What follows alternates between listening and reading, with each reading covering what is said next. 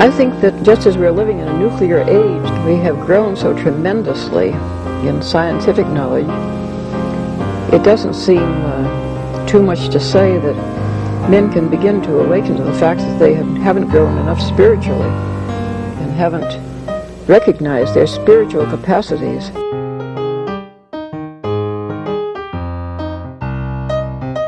Once something like eating is death, then you've struck at the very heart of life. The enemy of the older radical theories may have been the ruling class, but today the stakes of whether we will reform ourselves into a new kind of human being, a new kind of society, whether we will find selves worth being, the stakes of it are simply life itself.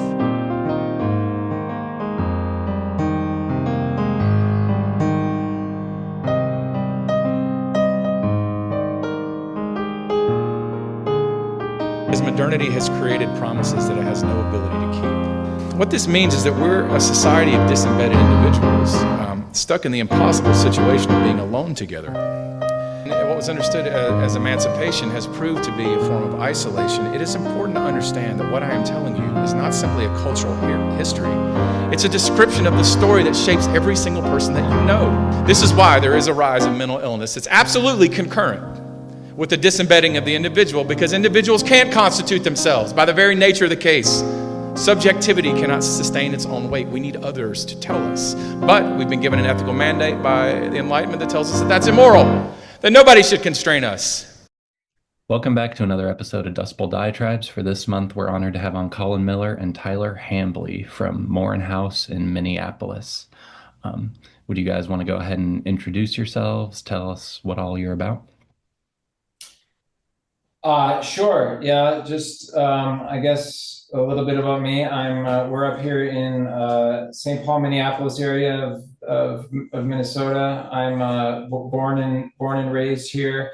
Been doing sort of Catholic worker adjacent things for the last 20 years in some way. I did doctoral work in theology at Duke University, and am a convert to Catholicism, became an Episcopal priest for a few years, and got involved in the Catholic worker movement, and lived in the Catholic worker house for a number of years, and founded another Catholic worker house up here in Minneapolis with Tyler, and also founded this little venture called the Center for Catholic Social Thought that's associated with the Church of the Assumption up here. Yeah, that's sort of the long and short of what we do. Yeah, and my story kind of mirrors his. We've known each other almost 20 years now, and I did a Master's of Divinity at Duke, and that's kind of where we met.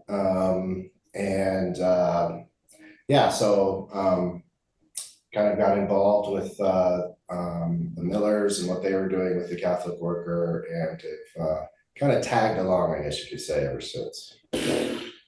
Yeah. And briefly, how would you guys trace your theological development from, being Anglicans to being Catholics and Catholic workers? Yeah, let's see. I think at Duke, well, I'll put it this way to kind of connect it a little bit more to the Catholic worker.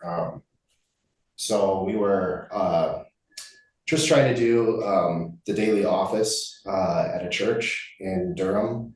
And there was a lot of homeless people around. And so we were kind of confronted with their presence and how to interact and respond to them. And so, because we were probably all very naive grad students, at the time. And, but that sort of encounter with those on the street, as Colin likes to put it, I think in his book, that we did what any grad students would do. We went to the divinity school library, and that's kind of how we came across Dorothy and Peter, and a bunch of other writers as well. And so I think it was in slowly putting on the practices and the form of life of a Catholic worker that I can say this for myself, led me slowly, little by little, step by step into, I guess, Catholic social teaching, but from that angle.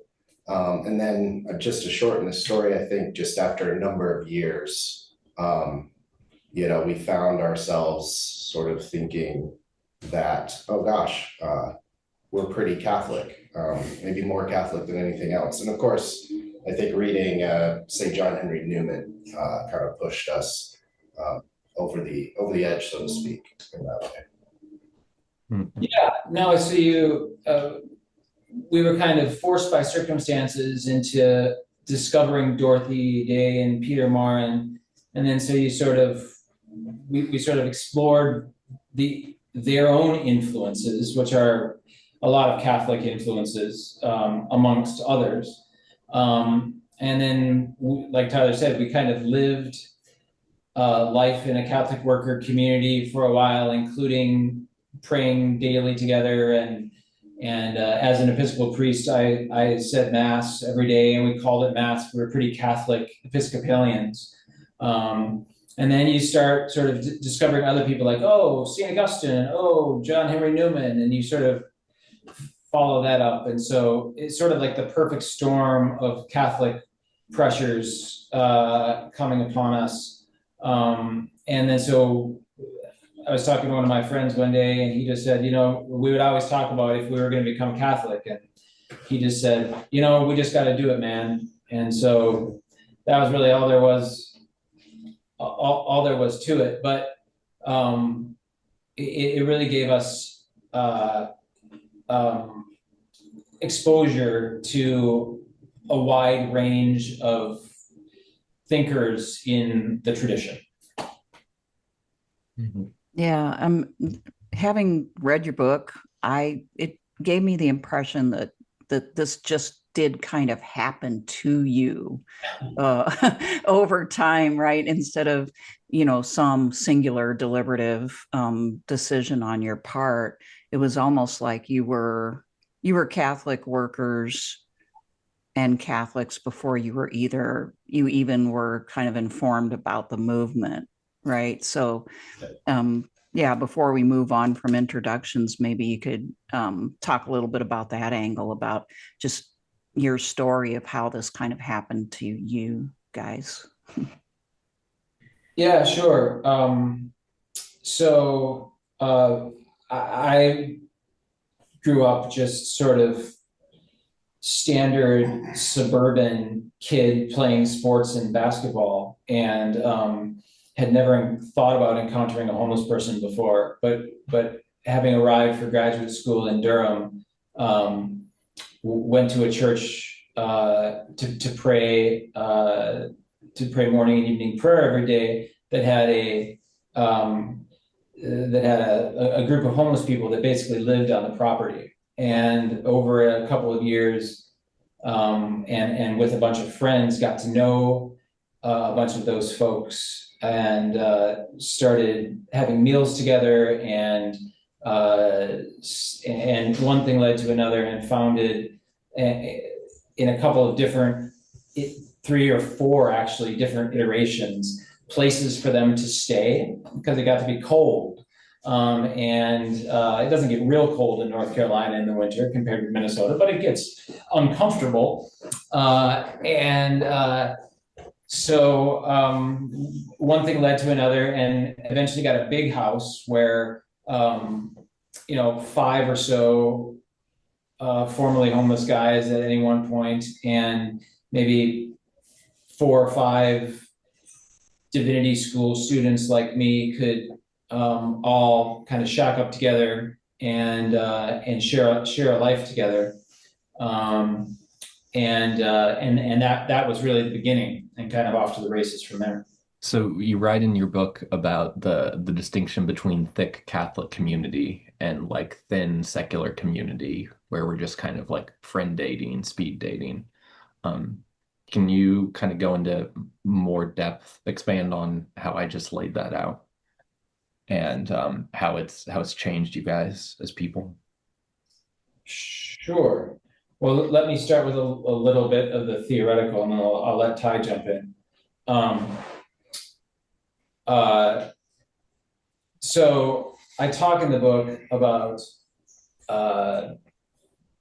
community being defined by the kind of social bonds that we have. So whatever you are doing together sort of defines the kind of community that you have. We would sometimes have visitors to our Catholic worker house that would be really interested in something called community in the abstract. We would, I had a sort of wily friend who would point to the crack houses, the crack house community next door or across the street, and say, that's a community too over there. And the point is, of course, just that like there's all kinds of things that people can get together around. And I think the Catholic worker is an attempt to get together around specifically Christian practices like the works of mercy, like shared work, like agriculture, gardening, like prayer, shared meals, the daily tasks of raising children, supporting one another, those sorts of things. And I think those things go towards making a very different kind of community that I would call a thick community, rather than, just about anything passes for community in the parlance of that just sort of goes around out there. I have a pastor friend who likes to point out that he once heard a reference to the pit bull community. Right, so like there's communities of every sorts, but. And I to the part of that question about how it has changed us as people, I think that the kind of secular thin community, the examples that Colin was kind of pointing out just now, allow you, especially in our modern world, to continue in self-deception pretty easily. I know that was the case for myself. I mean, that's something I think we're all spending our whole life trying to resist. But the modern world makes that really possible to just sort of find a really isolated little enclave of the self, I guess you could say, and fill that with whatever.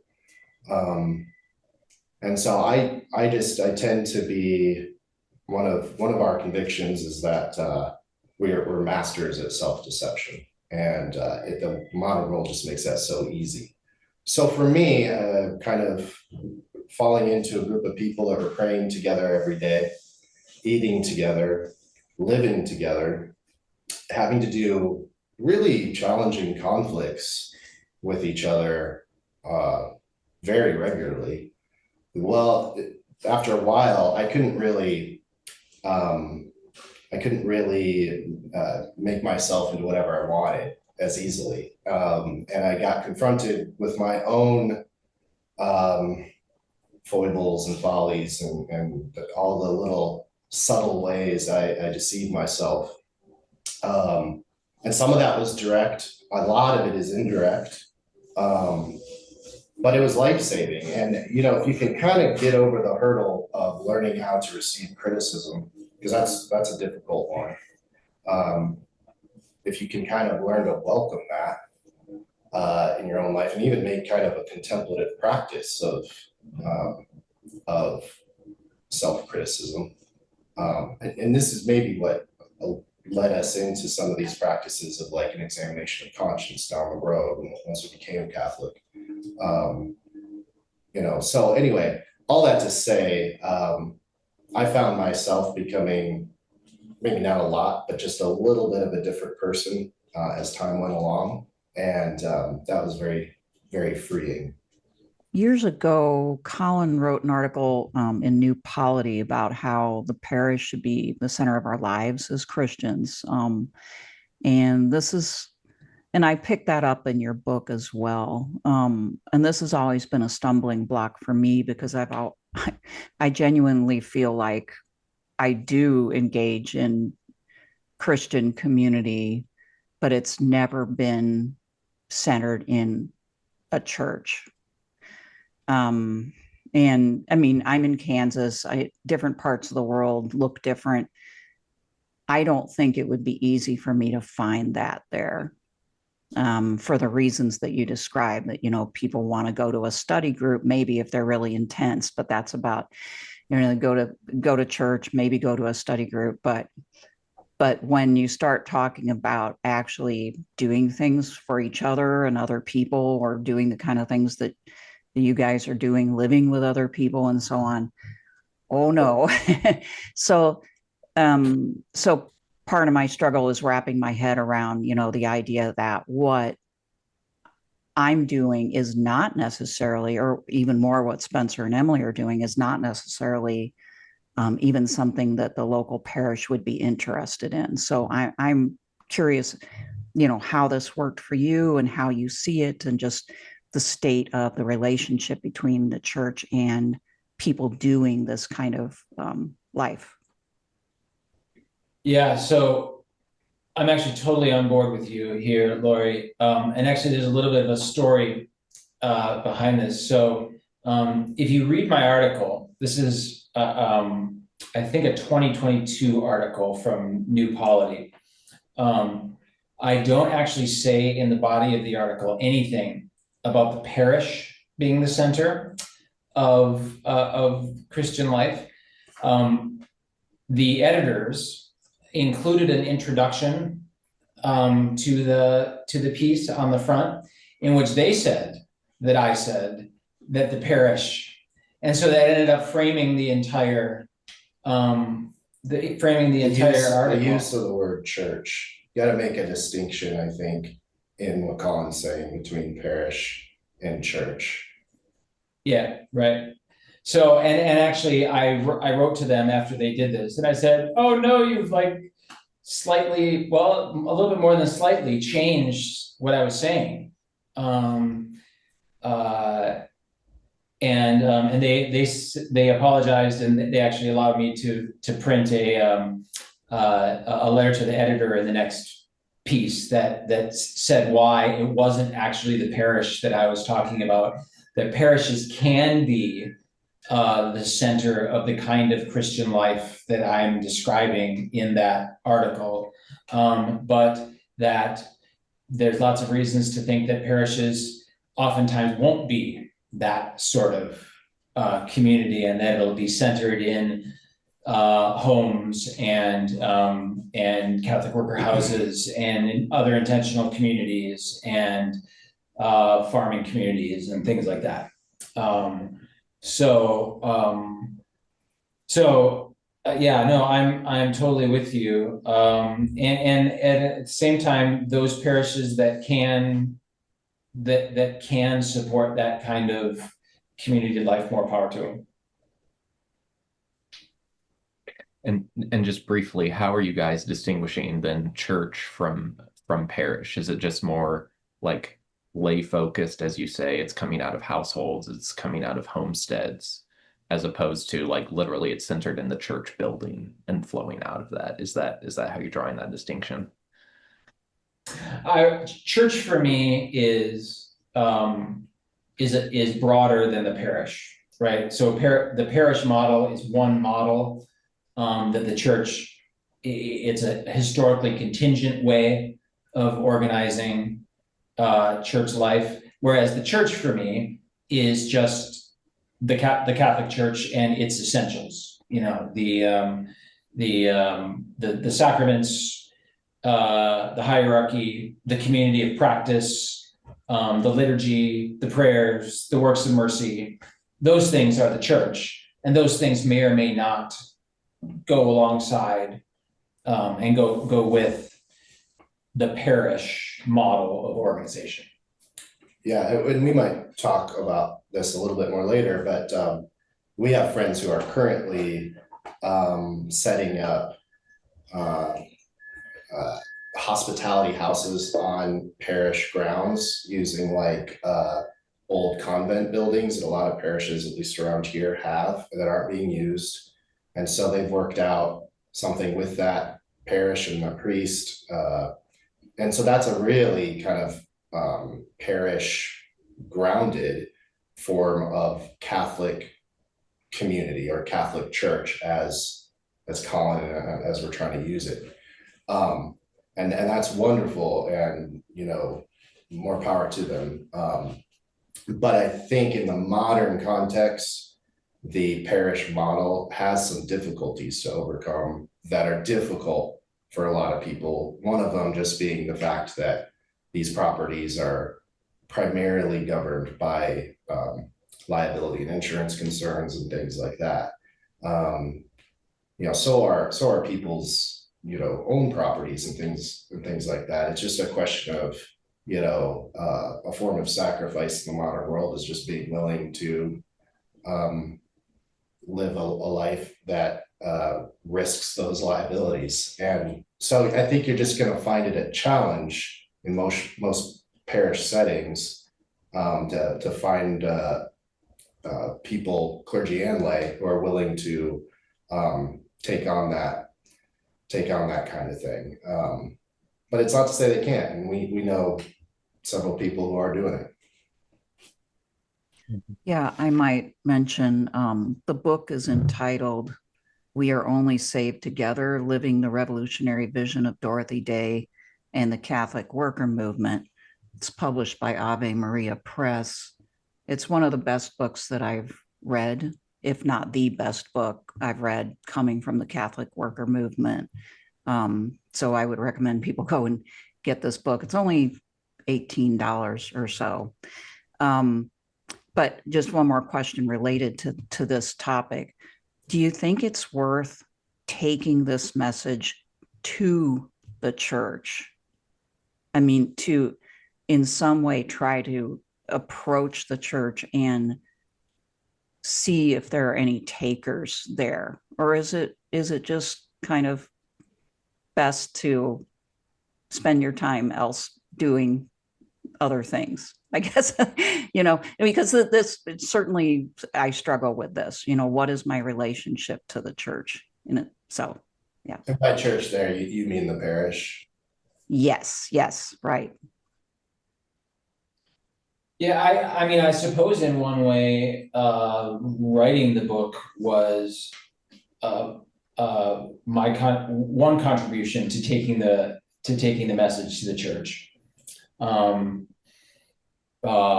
lot of priests that I know around here have read it and had conversations with me about it.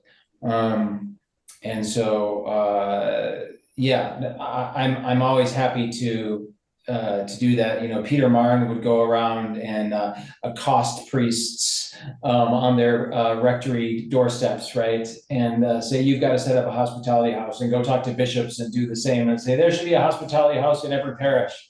So I haven't done that.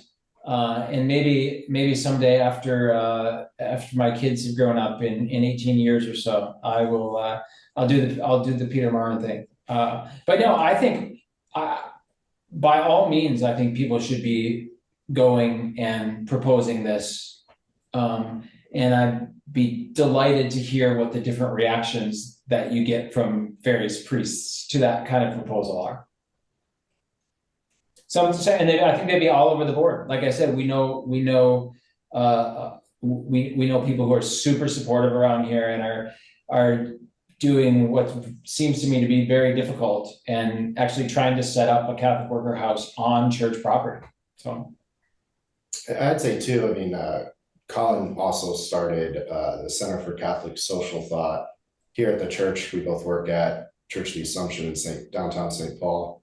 And that's become a kind of forum for having these conversations. So, you know, we do speaker series and things like that. We've got a little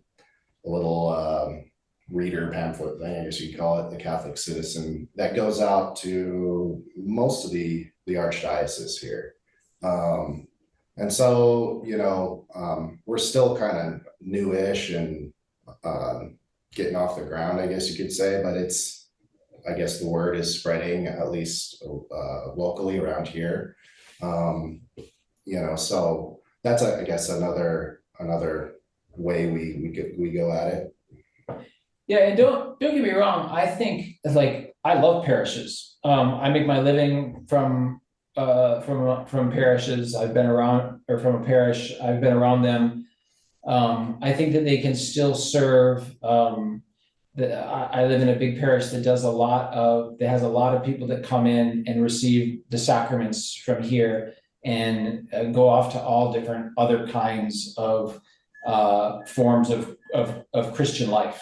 And so I think that we can use parishes for various things, and that not every aspect of the church has to be every other aspect of the church. Every part of the church doesn't have to be a Catholic worker house. To take a half step back, can you talk a bit about what specifically the Center for Catholic Social Thought is teaching? And then how would you say, if it's not too controversial, like how would you say that's being received? Yeah, so the Center for Catholic Social Thought is a Peter Maurin inspired endeavor. Peter wanted to bring the social teachings of the church to the average person in the street and to the average Catholic in the pew. And so to that end, we offer sort of a couple of different speaker series each year, oriented towards introducing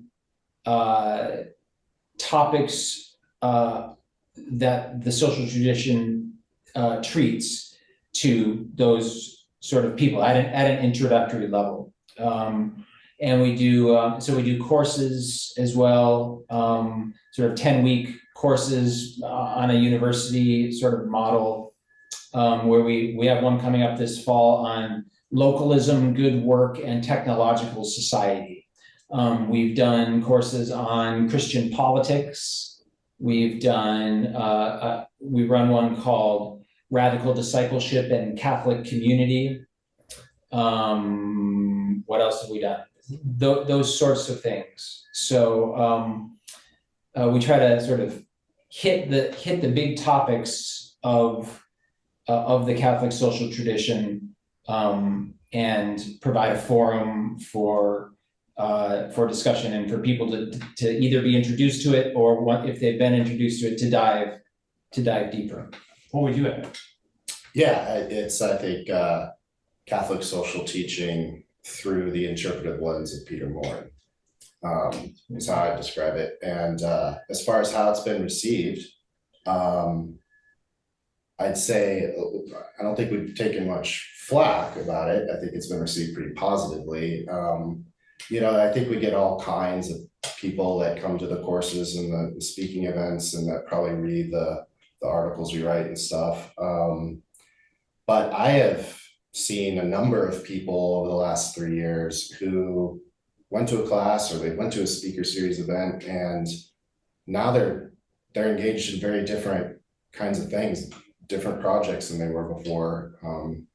You know, several people that now make it a regular habit to visit the homeless shelter, and make friendships with the poor. Some of these parishes we were talking about earlier that are starting hospitality houses on their grounds was because of priests that came to a speaker series or something like that and started kind of a conversation with us. And so, yeah, I'd say it's been pretty positive so far.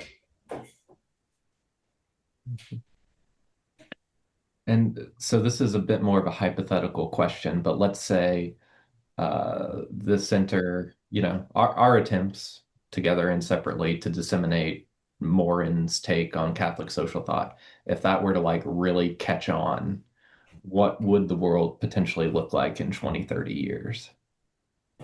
We got a lot more farms, local farms. Peter's vision was for to have, a half a dozen families with their own, some of whom at least had their own dwelling, living on a bunch of acreage and sharing life together while sort of like having their own spaces. But there would also be if Peter had his way, there'd be a lot more parishes that did take up the projects of Catholic worker houses, but there would also be a variety of different kinds of Catholic worker houses springing up in the more urban and even suburban areas. And that's a good thing to say, is that like the Catholic work, if you're not familiar with the Catholic worker tradition, there's no one model of what a Catholic worker house or a Catholic worker farm or community has to look like. So they're sort of infinitely adaptable. So I started in a Catholic worker house that had 5 homeless men living in it, in which I lived right beside them. The community that we live in now has a separate house that houses 4 formerly homeless folks, and our 2 families live in 2 separate houses clustered around the hospitality house, and there's a chapel on the side. And so Peter Maurin was a big figure it out as you go kind of guy. And so if in your hypothetical model, Spencer, this thing really took off, that would be one of the coolest things about it, I think. That we'd see a whole variety of different sorts of projects like this. When Colin said more farms, I initially thought he was going to say more fun. But I think that's also a thing, is that people just have more fun. We try not to read the news too much, but when we do, it doesn't seem like the world is having too much fun these days. And we like to talk about how, we take these things from the Catholic tradition, from Peter, very seriously, and the practices we take up. But we try to take ourselves lightly, because Peter, to us, comes off as a court jester, a kind of holy fool. And at least when we read him, and Dorothy too, they just seem to be having a lot of fun. I know it's not always that way, when you're in community life, there's conflicts and things like that too. But we have a friend who goes back a long way with us, and I just remember him saying to someone one time, we just have so much damn fun. And that's what it is, I think. Learning to make our way in a fallen world where Christ is victorious, of course, and we are invited to participate in that victory in many different ways, but we're still sort of in the time between times, between his victory on the cross and his second coming. And so during that time, we have a little bit of an adventure to live out and to have fun taking on these practices that are challenging and difficult, but also what fun adventure isn't that way? Yeah, and to thank God that we don't have to make the world turn out right, because that's a lot of pressure. And so that's in my understanding not what the Catholic worker is doing.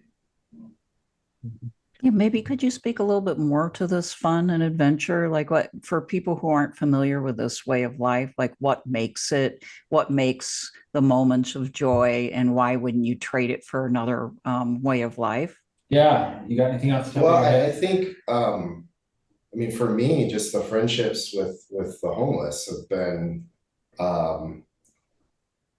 people like to throw around the descriptor mental illness and that sort of thing with a lot of people that are on the street. But I think, we're all intelligent enough to know that term mental illness is oftentimes a pretty socially constructed term, and so you don't fit in to a certain way of operating within society. And so that kind of makes you mentally ill. So for me, encountering these quote unquote people that the world would describe as mentally ill, actually it was great fun because they don't operate the way that I had been raised to operate in this world. And in fact, you find them experiencing a lot of joy in their day-to-day that I wasn't experiencing. I was anxious and afraid and depressed and all these things, trying to, I guess, keep up with the Joneses in a million ways. And so to make friends with the poor really made life a lot of fun. I mean, we could tell probably a million different stories of just silly things that happen in a hospitality house. You guys probably experienced that too. We all have those kinds of stories, and that's just, I think, what we have now come to live for. And they've now become kind of, in a way, role models for us to, we often ask, like, at what point will it be the case that those living on the street are going to seem actually like the most sane people in this society with the way that it is? So, and I think too, for me, we may talk about this a little bit more later in terms of like family and how that connects in with this, because I have 4 kids, Colin's got 5. So in the midst of this life with our homeless friends, we also have 9 little beggars running around, chasing us around all the time. But prior to this Catholic worker life, for me, I wasn't interested at all in having a family and having children or anything like that. And so for me, it was the discovery of this kind of fun life with the poor that I started it broke down for me these walls I'd had built up on, well, children just get in the way of your goals and what you want to do with your career or whatever. Your life will be over if you have kids, that sort of mentality. Which is true. Yeah, right. In a good way. And so sort of giving up control to these new kinds of friendships and with folks on the street, that for me and my wife opened us up to thinking, you know what, like, it kind of doesn't make sense that we're trying to be open and vulnerable to the stranger, to Christ, who may come to us in the face of the poor, but not be open to that from within our marriage. So for us, the Catholic worker has been the necessary condition for family. It's not something that's apart from that we then try to tape it together. So yeah, and so now that's allowed somebody like me, who took himself way too seriously for years, to have a little bit of fun with children and with the poor. Yeah, and it's probably worth saying, as part of the fun and the adventure, almost all of this stuff is just sort of figured out as you go. I mentioned Peter Maurin's emphasis on sort of muddling through. And if you want to get if Dorothy Day and Peter Maurin and their kind of life, or even Catholic social teaching or the gospel appeals to you, don't go about it by thinking, here's my plan, now I'm going to implement it. Start by putting one foot in front of the other and be open to seeing where that adventure leads with other people. And that's what we've done. So we don't know what we're doing. Still, I've been doing this for almost 20 years now, and I still don't know what I'm doing or what's next. I'm still making it up as I go. And that's fun. To me, that's fun and adventure and part of what the gospel is about. And you're sort of guided by these basic principles. The principles are always kind of the continuity, right? Yeah. Well, and the practices too. I mean, like principles, yes, absolutely. And stick fast with the church, stick fast with the saints, that kind of stuff. But like we find those things, say, get to mass, say your prayers, do the works of mercy, do Christian community eating together, and see what grows up around those basic practices and where those things take you. Because those things are the sort of non-negotiable things of our tradition. And so we really don't want to be anything other than simply the church living the adventure of being the church. Yeah, because if the Lord's Supper leads us to practice like eating together, that then after a little while, you'll start asking questions like, where does our food come from? How do we get it? Things like that. And that leads to other things kind of as you go down the road. And so, yeah, I think another thing too, I just want to say, like, we're throwing around the term, having fun and taking ourselves lightly. And that can sound maybe convenient in some ways, given just, I don't know, how violent the world can be, both, next door and here in Minneapolis, that's recently been literally true. And then and worldwide. But for us, there's a deep connection between this fun, this life of the Catholic worker, this sort of holy fool, court jester type life, and resisting the kinds of urgency and toxic seriousness that leads to the violence of the world. Yeah, that makes sense.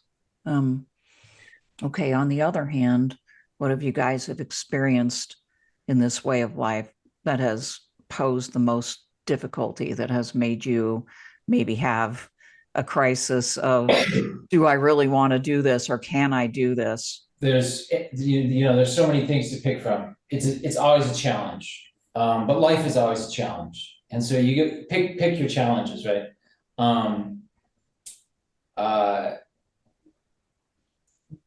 Life with other people is hard, and it's one of the greatest.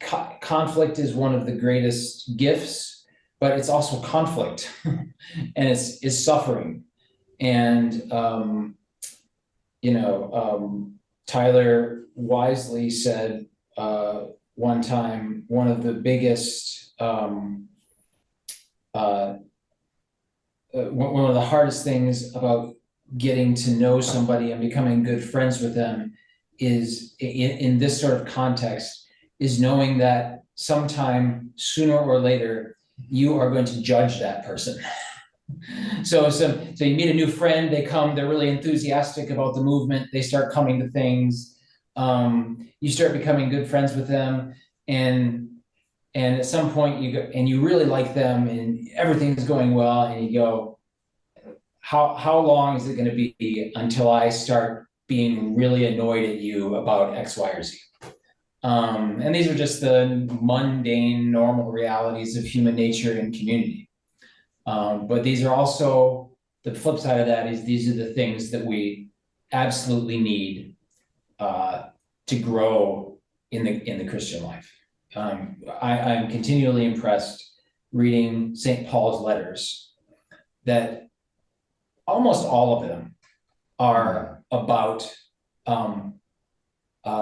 finding ways to hold communities together in the midst of the reality of conflict. And you know, for lack of a better way of putting it, I think when you live in this kind of way, in a very intimate way with one another, you fall in love with one another, you know, and Thanks, man. yeah, you know, I mean, you know, most days, Yeah. but Yeah, right. and so when there's conflict, the wounds go that much deeper. It's not somebody you're chatting with online. It's not you know, some stranger that, you know, you get annoyed with on the highway. You know, they're people that you have come to like, or learn to like, in many cases. And so, yeah, when these things happen, it can hurt, and that hurt can be probably a lot more painful than just the regular day-to-day grievances we have in modern society. And so that can make you want to avoid that sort of pain, that sort of vulnerability. But you know, I think in the long run, you know, it's just so much better to have people that you love, that love you, you know, because you're taking on the risk of, and it happens, you are beheld by those others. They really truly see you, and you see them. And you know, I think it's that discovery that people are really starving for in the modern world, but we're all afraid to really jump in and do it, because you know, we don't have a whole lot of experience with it. And yeah, more and more these days, we're all raised by our screens, you know, so to risk that kind of vulnerability, yeah, it risks being hurt deeply, but it also means you're actually going to be seen. Right. And it seems to me part of the tragic situation we're in is we want it, but we're also scared of it. And we've been so disfigured by, you know, what's talked about in the book, technological society, all these things, that now we are, I think, maybe more ill-equipped than ever to be the types of people entering into these kinds of things. So that makes the likelihood that we're going to hurt each other even higher, it seems to me. Like you told, there's a story in the book about two guys in the kitchen threatening each other with a fork and a pot of oodles of noodles or whatever. And the joy is like you can laugh at it after the fact, right? The oodles of noodles. But like I've been in too many situations like that where it would be one thing if like there was a good reason for the fight, you know, somebody stole 20 grand or stabbed somebody's wife. But usually it's like utterly stupid, like an encounter with the abyss. And then when it's like you're in a relationship with these people, you do love them. And apparently, at least this is my take on it, perhaps this is a mark of how insufficiently Christianized I am. It's like if they loved me, they would be putting some of this petty stuff aside because they know we have to be taking care of the kids or the goats or whatever, instead of refereeing over a very petty thing. I don't know. What do you guys say to that? Yeah. No, I think that's right. That's one of the difficult things for me. Laurie's asking about challenges. This ties in with Spencer's story too. Is one of the ways that our society trains us these days is trains us out of actually dealing with problems with one another. And so we are all trained to refer to a third party arbitrator, so often like government entities to negotiate between us when we have problems. So, if I'm burning leaves outside in my backyard and my neighbor doesn't like that, instead of coming over and asking me not to burn leaves, my neighbor calls the police, right? So this plays itself out, my experiences in hospitality houses, because formerly homeless people call the police on each other in hospitality houses rather than going to each other and talking to one another about it. Or more often, this is one of the challenges, every time there's a disagreement, they come to me, or more often Tyler, and say, Tyler, fix this for me. This person did X, Y, or Z. And you just want, like you were saying, you just want to be like, I'm not your babysitter. Like, I'm a human being. You're a man. Here's another man, or whatever. Can you talk about it? And yet when those things happen, like, you have to be like, and then we say this to each other at least once a week. Okay, let's remember that this is what we signed up for. We live this kind of life not in spite of these things, but like, if we're thinking about it right, because of these things, because we think these experiences are good for us. So yeah. Yeah, it's a process of learning. A friend of ours always says, people are different. And it's a process of learning just how different we can be from one another. And kind of what you were saying there, Spencer, of like a situation like this happens, and immediately like our mind goes to like, if you were thinking about like, okay, I'm trying to put kids to bed or something like that, or we tend to think like, shouldn't you be aware of like how frustrating this is for me or something like that? And that's people living in a hospitality house. That's me with my children. That's me with my spouse. That's kind of oftentimes a human relationship thing. And so, and that's maybe the pain of actually feeling like I'm not being seen. I thought you knew me or knew what was going on with me or what was important to me, but clearly you don't. And yeah, those are tough, I think. I mean, there's confronting one another. I think there's also, I would say we kind of make it even a spiritual practice of sorts to sort of turn back around and say, okay, what is it I'm expecting of people, and why do I have that expectation? What does this say about my own soul? And of course, that's something I for one don't want to do. I don't want to have to go through that sort of process of thinking through that. But we have a good friend that tells a story about being at the dinner table with his boys. We're all, I guess, young and teenage-ish age, and they were adopted. But they're all just, going crazy at the dinner table and throwing food and all this stuff. And he just sort of, out of exasperation, is like, guys, please, not today. And, kind of loses his temper a little bit and just goes into his room, falls on his bed, and just breaks down in tears, and then he talks about how, it just suddenly kind of hit him that actually that situation itself was a gift of the Lord. And that's, I think that's a perspective that's hard for me to always identify with. I certainly don't want to.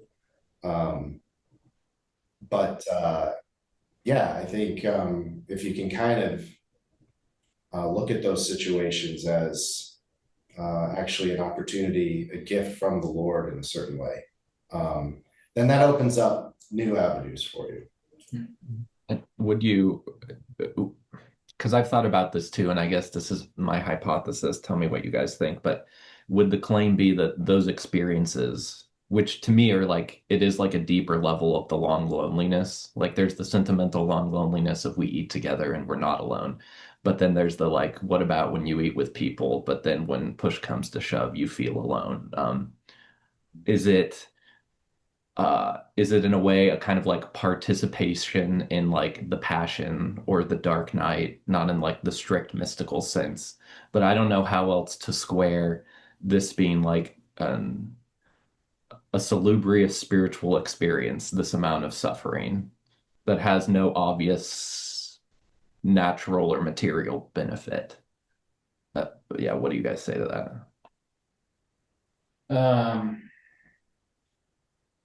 No, I mean, I think that the natural and spiritual benefit is the existence of a community that is willing to live like this.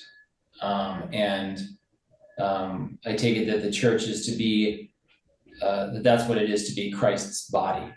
That the internal economy of salvation works there, including all of the forgiveness and confession and sacramental and otherwise that has to go into that. So yeah, the existence of a community of reconciliation is, I think, the gift to the world that is the product of being willing to live like that. Could I maybe take a little bit of a detour, but it's related? It kind of occurred to me as in reading the book, but also your book, but also in listening to you guys, that most of, if not all of the homeless folks that you've had in your community are men. And right. I wonder what you've thought about that phenomenon, that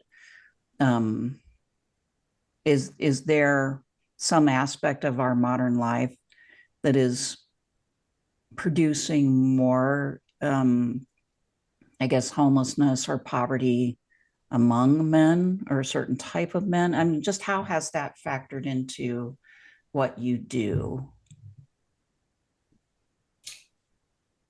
I think for us, it certainly has been mostly men. There have been some women, though, that have been a part of our houses in the past. But I think mostly it's just been, once we get a few guys together, then it's like, then you got to think about, okay, what is it to have a woman in this space too?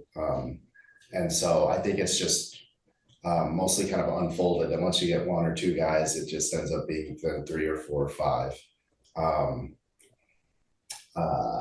Years ago, we had a house that was my wife and I, and then all women. And one of the women that stayed with us was formerly homeless. And so that was kind of a easier, different situation in that case. But as far as like what's happening in the world, and are there more, homeless men than women? I really don't know about that. I think undoubtedly, but I don't have a whole lot of really good insight into the social and economic dynamics that produce many more men than women amongst the homeless population. But in part, it's that women often have more options to go to stay off the street, and men will cling fiercely to their independence and so be willing to go off on their own more quickly. And so I think that's part of it, but that's certainly not the whole of it. Thanks. I mean, I've noticed that too, and I haven't tried to find statistics, but it does seem like, last winter I worked at a homeless warming center here in Manhattan. And I would say it was maybe 90% versus 10%. Oh, my experience. Yeah. And I just wonder I think you're right. For whatever reason, women do have maybe retain more social connections, and maybe prevent themselves from falling all the way in there.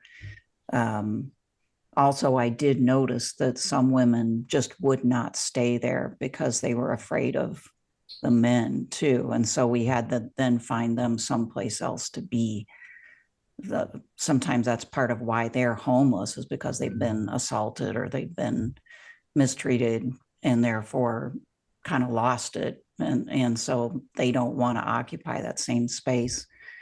So it's a problem of the dimensions of which I'm not even sure I understand, but I was just curious. So thanks for, your insights. Yeah. So how does ecology fit into your guys' vision of what Catholic workerhood and CST is? I mean, again, I can sort of treat the, I'm a city boy, and our little Catholic worker community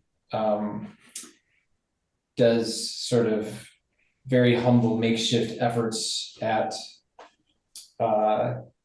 Peter's agrarian vision. We have a fair-sized garden that we all share and work on. We have 10 or a dozen chickens. We do composting and wood chopping, and this is all sort of in the rural or in the urban suburban context. Farmers markets, local food,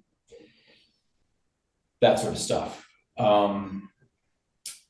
This has always been a challenge for Catholic workers because they want it all. They want to do the hospitality thing. And at least for me, I should speak for myself. I want to do the hospitality thing. And I want to do the back to the land thing. I am utterly convinced, and this is one of the things that we talk about at the center a lot. I am utterly convinced that a more agrarian, localist, distributivist, subsidiary focused economy is absolutely essential for any kind of a healthy world. And that has as its core the ability to produce our own necessities of life. That sort of subsidiarity core of the Catholic social tradition, especially in Rerum Novarum and Quadragesimo Anno, very, very dear to us, and I think an unrecognized part of an underemphasized part of the Catholic worker tradition. And Laurie, in your book, you hit on this a fair bit, and it comes through very strongly in writers like Wendell Berry and G.K. Chesterton and Hilaire Belloc and Ivan Illich and all those guys.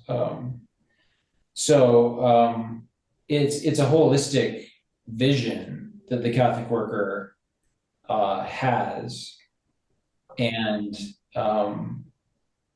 the farms, what you guys are up to, Spencer, seems to me are really in some ways the heart of the Catholic worker, of Peter Maurin's vision. And that's a little bit funny because the farms have usually been seen by those on the outside of the Catholic worker movement as this kind of like funny, quaint, ancillary part of it that some dreamers take up. When actually I think it goes absolutely to the heart of Peter's analysis of, and an absolutely spot on analysis of the biggest problems of our society. So.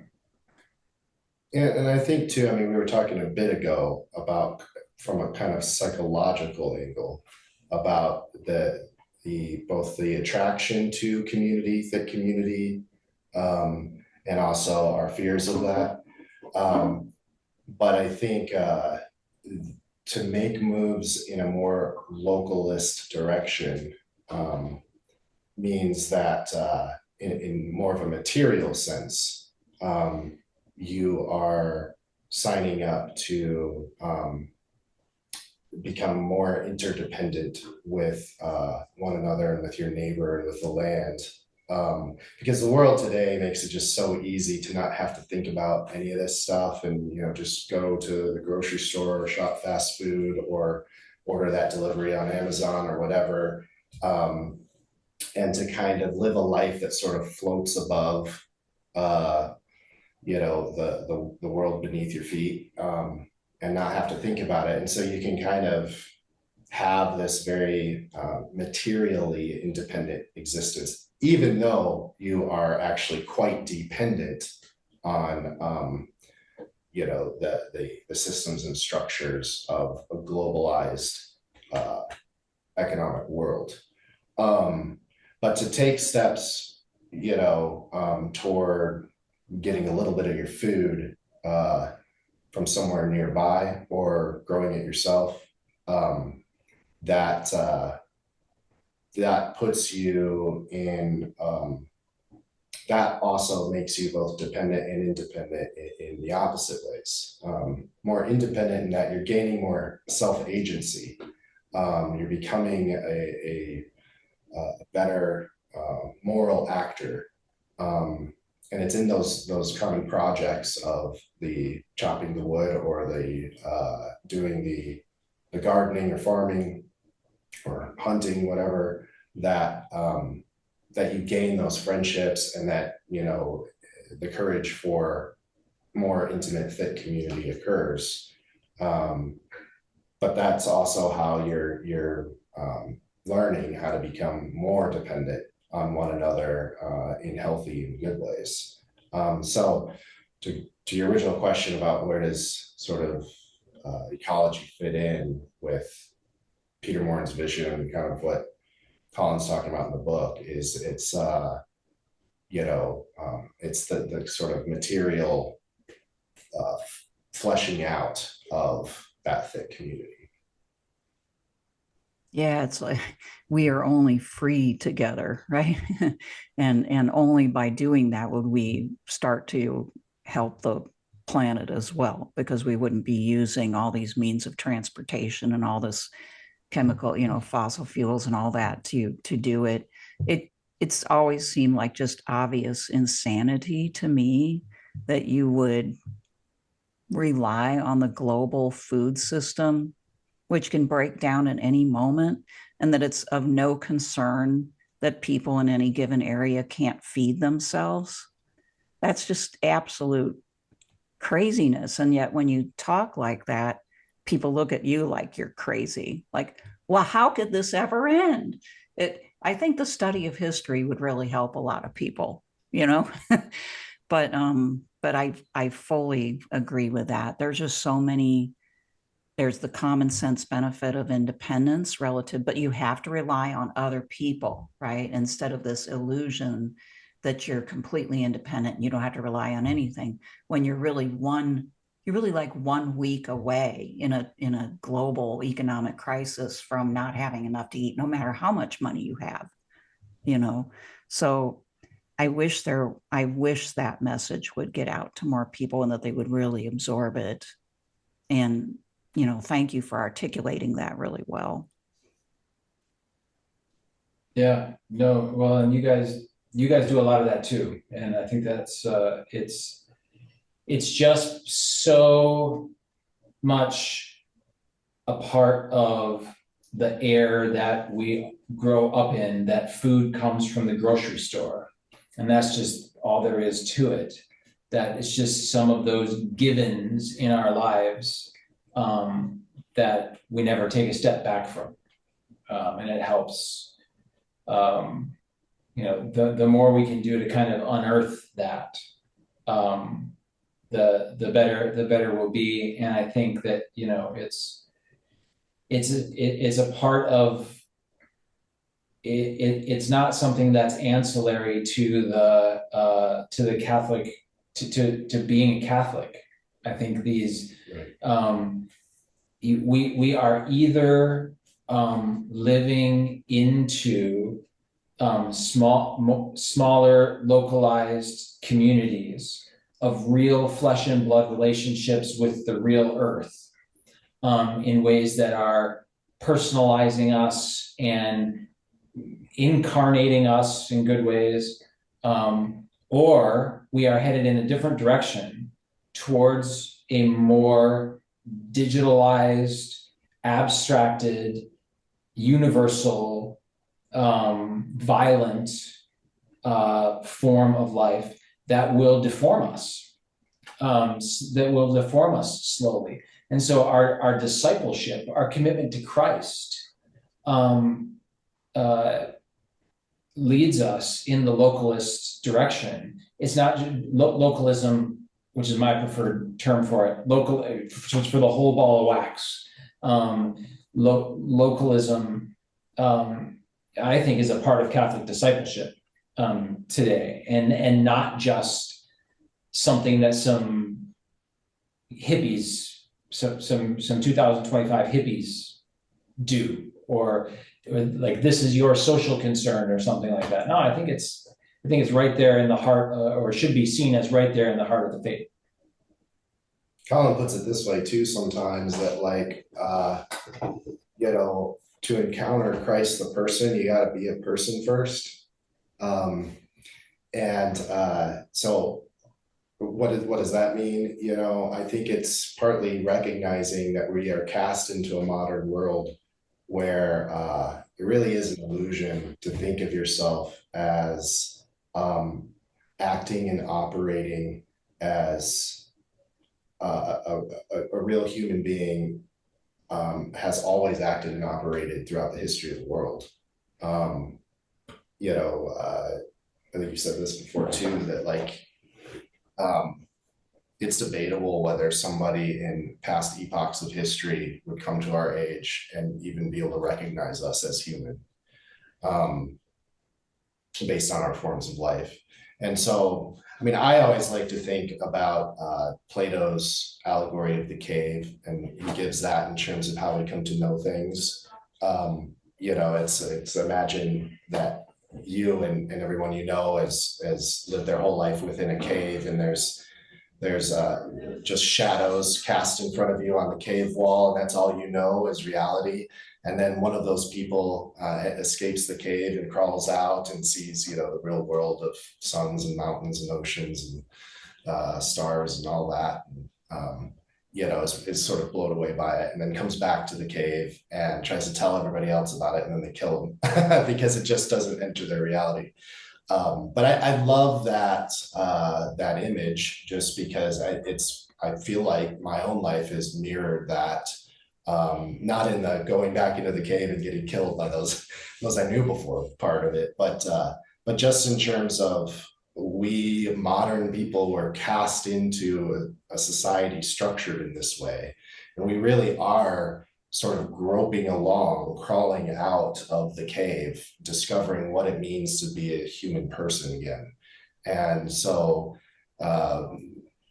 things like gardening and farming and just being outside. The kids these days joke around about a person needing to just get out and touch grass, get off their screen and touch grass. It's a funny little moniker, but in some very real and serious ways, I think that names that process of discovering what it means to be a creature in the world, and not to be so bound up in this Gnostic form of life that we're in. But yeah, the thought that keeps coming to me through this whole interview is like, I feel like what you guys are both spelling out is really the implications of what it means to be like truly pro-life or like open to life, not in the strict sense of against abortion or euthanasia, but what does it mean to be open to children, to the poor, to the earth, and ultimately to your own capacity to, you know, participate with all of those, you know, be in a relationship with all those different aspects of reality. Yeah, it's interesting you bring up that pro-life, because I don't think most of us as Catholics are really willing to look squarely at if you really want to be against something like abortion as a practice, then you need to take a hard look at all the other things you're involved in the very world that makes that a possibility. You know, the modes of scarcity that have put women in that position. You know, I think you need to look pretty squarely at your form of life and how that contributes to that. You know, it's one thing to, you know, go protest at a Planned Parenthood thing, but, you know, are you willing to kind of cultivate the sorts of practices that would create thicker forms of community in which women and children can be welcomed? And yeah, and I like that kind of how you put it, like, you know, what kind of people do we have to be to welcome the stranger into our midst, to welcome the child into our midst? You know, that gets at the character side of it, rather than just thinking about laws and rules and when life begins in the womb and things like that. Yeah, and it seems to me it's another what we were talking about with the finding a third party. You know, abortion isn't a problem that I'm implicated in. We just need politicians and police to sort this out. I mean, I think that most women would love to have men who actually took care of the community and took care of, just were responsible enough to not put them in that position and to be able to take care of the aftermath of that. And I think that there is an incredible amount of blindness here that really for women it's making women less open to life than they would otherwise be, because they're not feeling like they're supported or backed up by anybody but themselves. So, I mean, if only that message could, you know, penetrate people's heads, because you have to have a whole way of life that's pro-life, and that involves a lot of responsibility and hard work and keeping commitments. And when that's absent, then that really rings hollow, that message of, you know, anti-abortion. Well, and that goes back a little bit to our conversation about these hospitality houses and these you know, these instances with homeless people that seem kind of, they can be funny, they can be silly, they can also be incredibly frustrating, and you're left thinking, like, you know, how could you not think of anybody else in this situation? But I found that for me, especially now, where I get that feeling the most is for my own children. You know, I primarily stay home with our 4 kids, and you know, there isn't a day that goes by that someone doesn't spill milk at the exact same time that someone else just loses their mind in a tantrum, and then another one, you know, just fell and bonked their head and are screaming and crying, and then another one just, you know, pooped on the floor. And so, yeah, like there's these surreal situations in which I'm sitting there thinking, like you got to be kidding me, you know, this can't be happening right now. And it just gets so there's moments like that. It's not all the time, but there's moments like that where you almost have to laugh because it's like, this can't, this can't be real right now. And, but I know for me as a man, like that's been, both again, the great challenge and difficulty, but also the gift, that's broken my illusion of independence down, and I hope made me a better husband and someone who you know, isn't just willing to flee and escape that difficulty, but to find some joy in it, to go along for that ride and see how it changes me.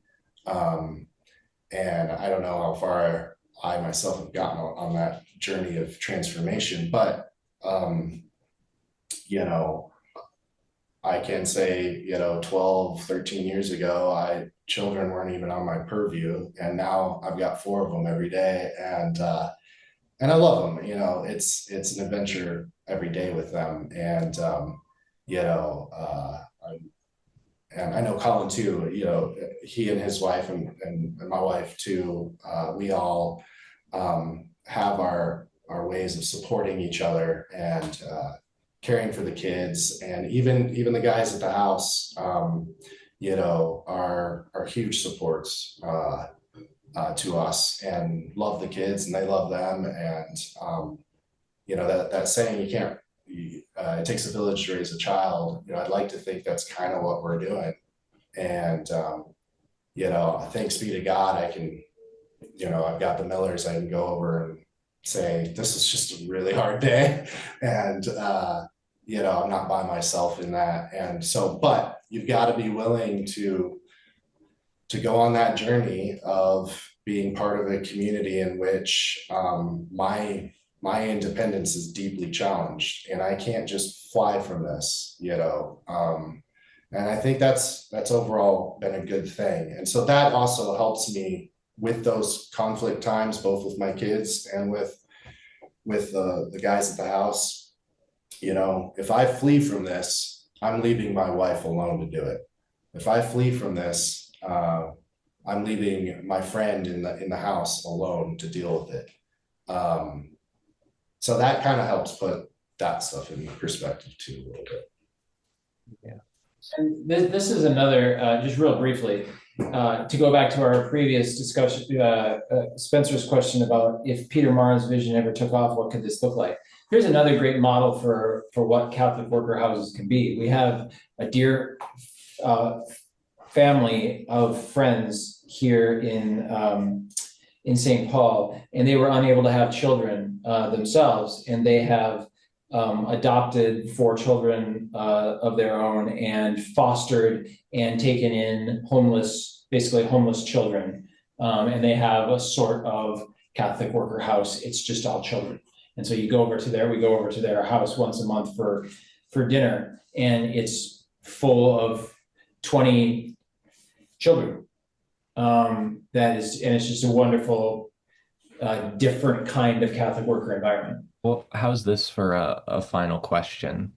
When we came up and visited you a couple Februaries ago, I think the single thing that was said that stuck with me the most is, Tyler, when you said, I don't remember the wider conversation, but you tossed off a line that you didn't think that you and Colin and everyone around could keep doing what you're doing if you were just friends. And I think by that what you meant was that, like, you're rooting, like, yes, you are friends and but you're rooted in Catholicism and Catholic workerhood, and also like in material relationship, such that there is no easy escape, or escape would be like a grave sin, let's say. Yeah, would you two say that? Would you expand on that? Would you say it better? Yeah, I'm trying to remember exactly the context there of what I said. Yeah, I mean, I think it goes kind of like to what you're saying, though, that friendship can mean a million different things in this day and age. And yeah, so but the the ultimate friend to us, who is Jesus Christ, who gave his life for us and invites us into the cruciform pattern of love that he lived and died with. I think that at some deep level, that is necessary to hold it together, because it is going to require a great deal of giving and receiving forgiveness, and learning how to forgive yourself too. And so, yeah, I mean, I think, you know, for us, where Catholicism fits is it's not just a sort of secondary thing slapped onto the side of, you know, what could otherwise maybe be looked at as like a hippie endeavor or something like that. But it is the ground upon which this flows for us. And yeah, I don't know if you want to add anything to that. You know, friendships these days, the great late philosopher Alistair MacIntyre, you know, points out that friendships these days are emotivist, like just about everything else. Like, in other words, they're just based on how we happen to feel about each other, and as long as a good kind of feeling lasts, then we'll be friends. And this is why friendship is so difficult these days, and why marriage is so difficult these days, and why all relationships are so difficult these days. But to root all of that in a particular way of life that is the gospel is a way of, in our own day and age, of being more than friends. Or what is, I think, necessary for true friendship, and recognizing that true friendship is an essential part of the gospel and not an optional part of the gospel. It's not like we get the gospel, or we get church, or we get being a Catholic, and then we can, by implication, go out and have a community.